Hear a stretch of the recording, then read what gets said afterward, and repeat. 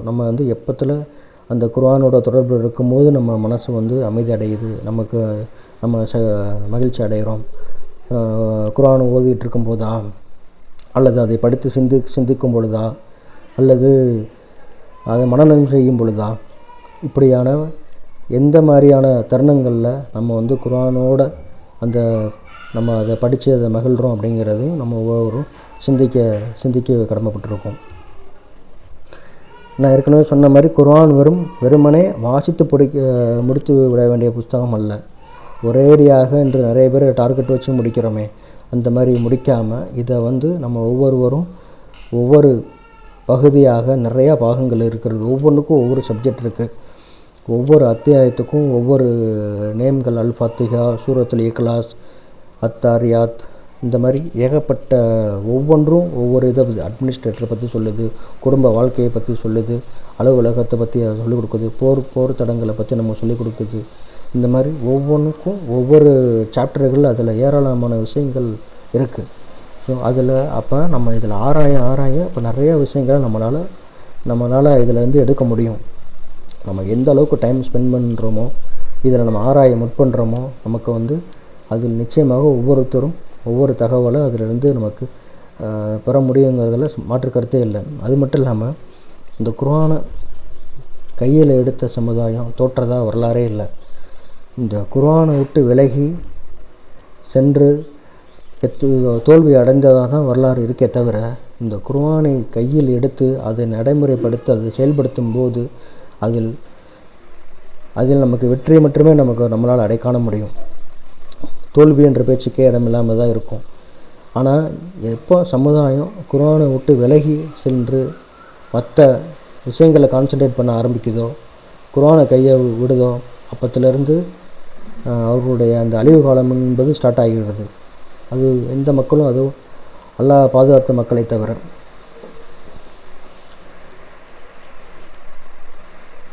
அதுக்கப்புறம் குர்ஆனை வந்து நம்ம படித்து உணர்ந்து சிந்தித்து தான் செயல்படுத்த வேண்டும். கண்மூடித்தனமாக கண்மூடித்தனமாக வந்து விடக்கூடாது. குர்ஆனை படிச்சுட்டோமே, அது யாராவது சொல்லி கேட்டுட்டோமே, வீடியோக்கள் மூலயமா பார்த்துட்டோம் அப்படின்னு இருந்தாலும் கூட அதை என்ன செய்யக்கூடாது, கண்மூடித்தனமாக வந்து நம்ம வந்து விழுந்துடக்கூடாது. அப்போ வந்து நம்ம கண்ணையும் திறந்து வச்சு படிக்கணும், உள்ளத்தையும் திறந்து வைத்து அதை வந்து உணர வேண்டும். உள்ளத்தை நம்ம திறந்து வைக்கும்போது தான் அதனுடைய கருத்துக்கள் நமக்கு புரிய வரும். இந்த திருக்குர்ஆனில் என்ன சொல்லப்பட்டிருக்கு அப்படிங்கும்போது அப்போ நம்ம இதை வந்து உணர்ந்து சிந்தித்து செயல்படுத்த வேணும். இதை நம்ம படிக்கிறது மட்டும் இல்லாமல் அதுக்கப்புறம் சிந்திக்கிறது மட்டும் நிப்பாட்டி வச்சுக்கிறாமல் அடுத்து செயல்படுத்தும் செய்ய வேண்டும். அப்பொழுது தான் நம்மளால் முழுமையாக அதை உணர்ந்து செயல்படுத்த முடியும். இப்போ குர்ஆன் யாரை பற்றி பேசுகிறது, அதில் இருக்கிற அந்த வரலாறுகளும் அவர்களுடைய கருத்துக்களும் அது யாருக்கு அது சொல்லுகிறது குர்ஆன் என்று சொன்னால், இது வெறும் வரலாறுகளை வெறும் கதைகளாகவும் வெறும் கொள்கைகளாகவும் மட்டும் இது பேசி விட்டு செல்லாமல், இந்த குர்ஆன் நம்மை பற்றி தான் பேசுகிறது. நம்ம என்ன செய்யணும், நம்ம எப்படி நன்மை அடையணும், நமக்கு எப்படி நேர்வழி கிடைக்கும் அப்படிங்கிற மாதிரி உங்களை பற்றி, என்னை பற்றி, நம்மை பற்றி தான் குர்ஆன் பேசுங்கிறத நம்ம வந்து புரிஞ்சுக்கிறணும்.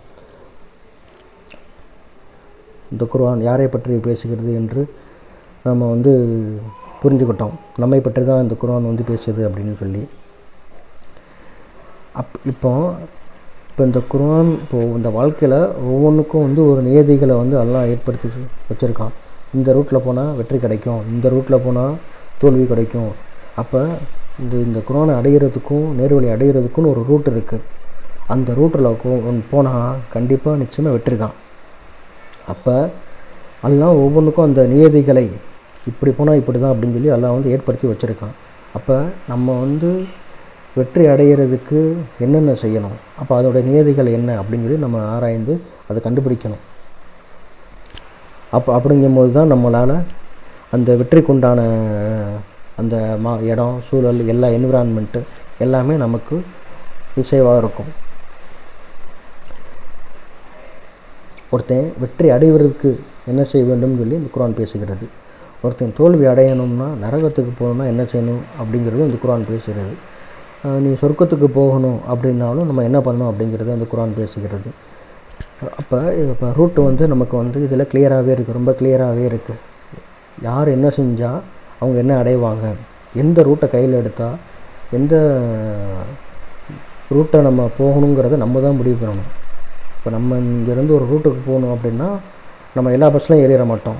எந்த ரூட்டுக்கு போகணுமோ அந்த இடத்துல தான் நம்ம போய் ஏறுவோம். அதே மாதிரி இப்போ நம்ம சொர்க்கம் அப்படிங்கிற அந்த இலக்கு, அந்த வெற்றி அடையணும்னா அப்போ என்ன ரூட்டு சொல்லப்பட்டிருக்கு, என்ன வழி நமக்கு காட்டப்பட்டிருக்குங்கிறத நம்ம வந்து ஆராயணும். அந்த வழியில் தான் நம்ம பயணத்தை தொடரணும். அதே மாதிரி ஒவ்வொன்றுக்கும் ஒவ்வொரு நியதிகள் இருக்குது, ஒவ்வொரு வழிகள் இருக்குது. யார் அந்த வழியை அந்த ரூட்டை தேர்ந்தெடுக்கிறாங்களோ அவங்க அந்த வழியில் சென்றுருவாங்க. நன்மையான வழியில் அடைகிறதுக்கு அந்த நன்மையான ரூட்டை எடுத்தாங்கன்னா நிச்சயமாக நமக்கு அந்த நன்மையானது தான் கிடைக்கும். யார் அந்த தீய வழியை சூஸ் பண்ணாங்கனோ அப்போ அவங்களுக்கு அந்த ரூட்டு வந்து அதை தான் போய் சேர்க்கும் அப்படிங்கிற மாதிரி நியதிகள் இந்த குர்ஆனில் இருக்கிறது.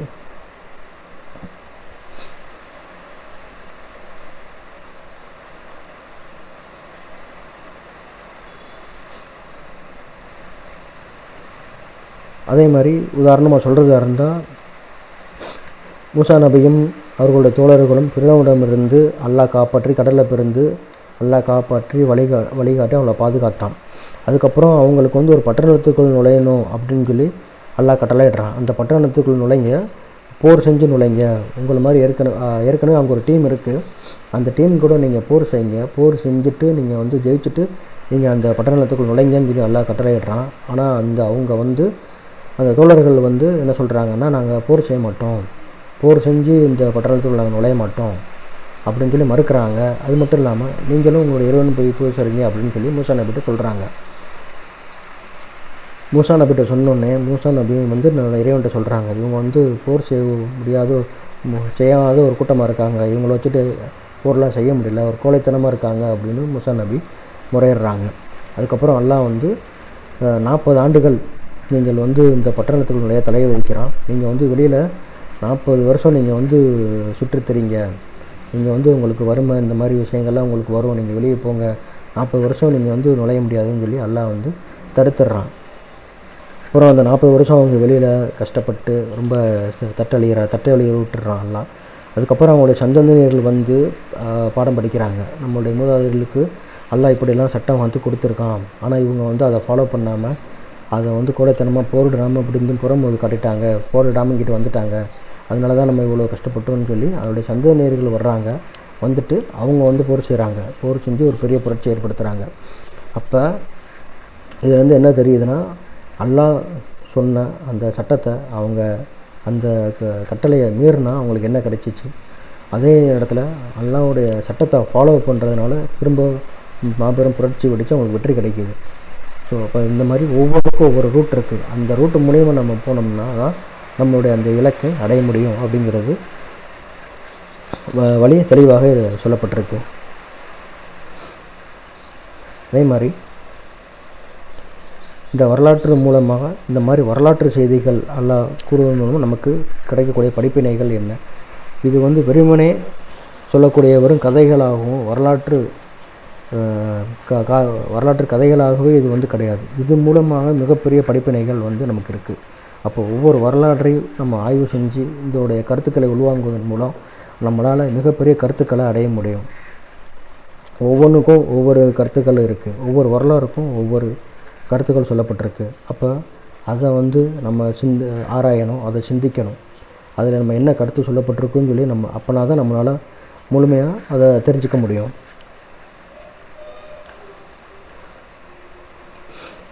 அல்லாஹ்வுடைய வார்த்தைகளை வந்து எண்ணியே முடிக்க முடியாது. இந்த கடல் நீரெல்லாம் மையானாலும் உலகத்தில் கூடிய மரங்கள்லாம் பேனாவானாலும் அல்லாஹ்வுடைய வார்த்தைகளை நம்மளால் எண்ணி முடித்தாலும் பேனாமையும் அந்த கடல் நீரும் தீர்ந்துடும் அளவுக்கு அல்லாஹ்வுடைய வார்த்தைகள் எண்ணில் அடங்காதவை.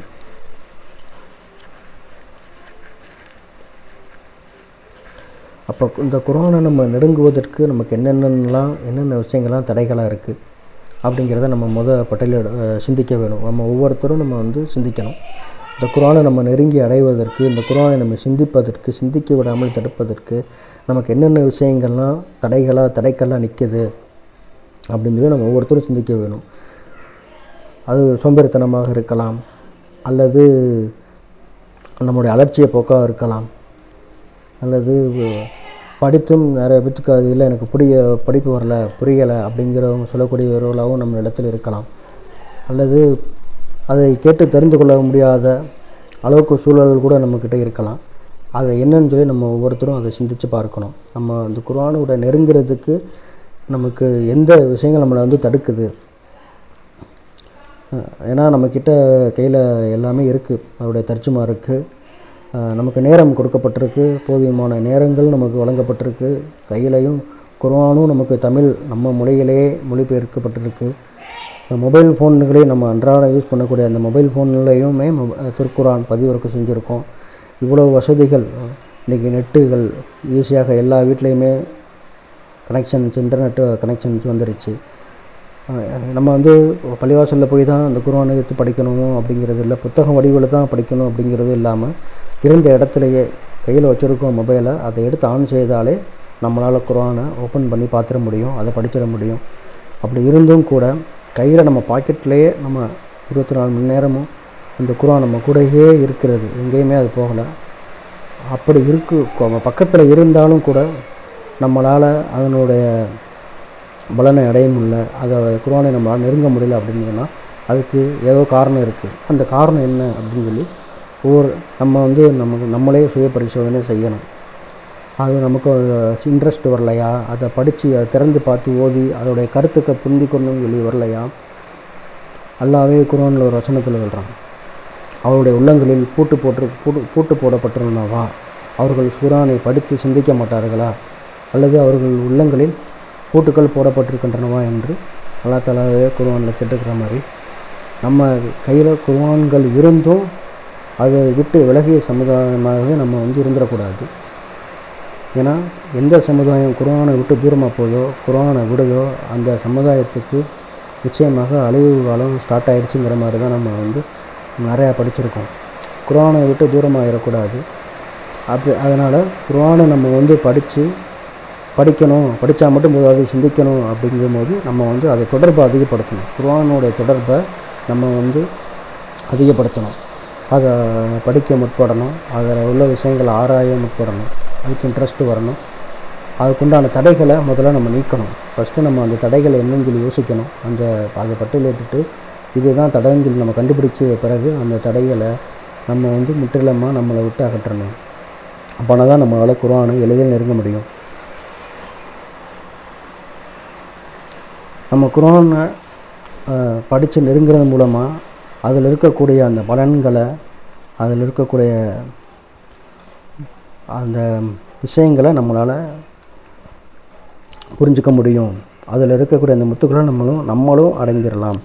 எப்படி நபிகள் நாயகம் ஸல்லல்லாஹு அலைஹி வஸல்லம் அவர்கள் காலத்தில் அவர்கள் இந்த குர்ஆனை மக்களிடம் கொண்டு சேர்த்தார்கள். வெறும் வார்த்தை வடிவத்தில் மட்டுமே அவங்க சேர்க்கலை, வெறும் ஒரு புத்தகமாக எழுதி ஒரு ஏட்டில் எழுதி மட்டுமே அவங்க வந்து மக்களிடத்தில் கொடுத்துடல. அவர்கள் தங்களுடைய செயல்களால் அந்த குர்ஆனாகவே வாழ்ந்து காமிச்சார்கள். அதை மக்களும் கண்முன்னே பார்த்தார்கள். அவங்க வாழ்க்கையை அவங்க பார்த்தது, அதுக்கப்புறம் படிப்பினை பெற்று தான் அவங்களும் அதை தன்னுடைய வாழ்வில் எடுத்துக்கொண்டாங்க. இப்படி குர்ஆனை வந்து 1400 வருடமாக நம்மக்கிட்டே தான் வருது. இதன் மூலமாக பயன்பெற்று இருக்கிறவங்களும் எத்தனையோ பேர் இருக்காங்க. அந்த 23 வருடத்தில் கொஞ்சம் கொஞ்சமாக தான் இந்த குர்ஆன் வந்து வஹி மூலமா இறை தூதர் அவர்களுக்கு அருளப்பட்டது. இந்த குறைந்த 23 வருஷம் காலகட்டத்தில் ஒரு மிகப்பெரிய சாம்ராஜ்யத்தையே நபிகள் நாயகம் ஸல்லல்லாஹு அலைஹி வஸல்லம் அவர்கள் நிகழ்த்தி விட்டு சென்றார்கள். இன்றைக்கி எத்தனையோ பெரிய சயின்டிஸ்ட்டுகள், பெரும் அறிஞர்கள்லாம் ஏதோ சாதிச்சாங்கங்கிறாங்க. அந்த சாதனைகள்லாம் நிலை பெற்றுச்சா அப்படின்னா இல்லை, ஒரு பீரியடோட அந்த சீசனோடைய எல்லாமே முடிஞ்சிருச்சு. அவங்களால அந்த ஒரு மாற்றத்தை, பெரிய மாற்றத்தை எதையுமே அவங்களால நிகழ்த்தி காமிக்கிற அளவுக்கு நான் வரலாறுல இல்லை, அது இருக்கிறதுக்கும் வாய்ப்பு கிடையாது. ஆனால் இந்த குர்ஆன் வந்து அப்படி இல்லை. இது வந்து அல்லாஹ்வுடைய வார்த்தைகள், இது அல்லாஹ்வால் பாதுகாக்கப்படுற ஒரு வேதம். அப்படிங்கிறதுனால இந்த குர்ஆன் வந்து நிச்சயமாக இன்னும் கடைசி வரைக்கும், கியாமத் நாள் வரைக்கும் இந்த மாறாக இருக்கக்கூடிய ஒரு மிகப்பெரிய சக்தியாக இருக்குது. இந்த குர்ஆன் வந்து நமக்கு முன்னாடியே எத்தனையோ முன்னோர்கள் இதை பயன்படுத்திட்டு இதில் இருக்கிற ஆழமான கருத்துக்களையும் ஆழமான அந்த பொக்கிஷங்களையும் அனுபவித்து செஞ்சுட்டாங்க, எடுத்துகிட்டு பயன்பட்டு போயிட்டாங்க. நமக்கு பின்னால் வரக்கூடிய எத்தனையோ பேர்களும் இது மூலயமா பலனடைகிறதுக்கு இருக்காங்க. அல்லாஹ்வால் பாதுகாக்கப்பட்டவங்க.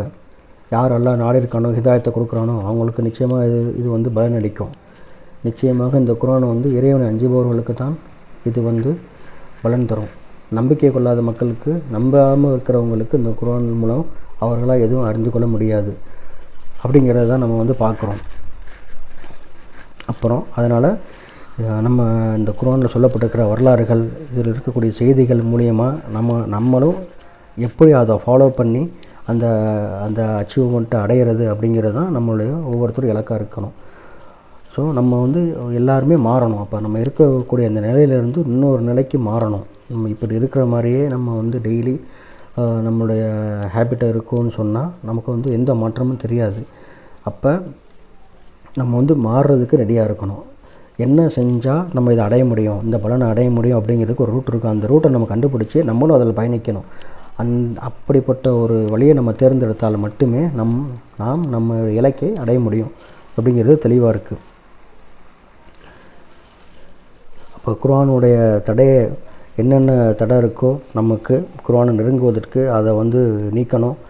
அது மட்டும் இல்லாமல் குர்ஆனை வெறுமனே படித்து விட்டு கடந்து செல்லாமல் அதை சிந்தித்து ஆராய்ஞ்சு செயல்படணும். அது மட்டும் இல்லாமல் நம்மளுடைய இந்த குர்ஆனை சிந்தித்து செயல்படுறதுக்கு நம்ம நேரங்களை ஒதுக்கணும்.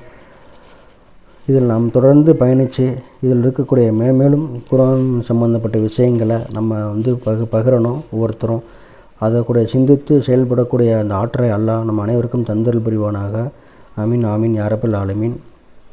அல்லாஹ் உண்மை என்று அறியவும், அதை பின்பற்றி நடக்கவும், அசத்தியத்தை அசத்தியம் என்று புரியவும், அதிலிருந்து விலகிக் கொள்ளவும் எங்களுக்கு வாய்ப்பளிப்பாயாக. ஆமீன். ரப்பி ஸித்னி இல்மா ரப்பி இஷ்ரஹ் லி ஸத்ரி வயஸ்ஸிர் லி அம்ரி வஹ்லுல் உக்தத்தம் மின் லிஸானி யஃப்கஹு கௌலி. ஆமீன். அடுத்து தொடர்ந்து வரக்கூடிய குர்ஆனிய வாழ்வியல் ஆராய்ச்சி வகுப்பில் கலந்து கொண்டு அதில் நாம் பயன்பெறுகிற விஷயங்களை இந்த வீடியோவின் மூலமாக தொடர்ந்து அப்லோடு செய்து பயன்பெறுவோமாக. இன்ஷா அல்லாஹ். ஆமீன். அஸ்ஸலாமு அலைக்கும் வரஹ்மத்துல்லாஹி வபரகாத்துஹு.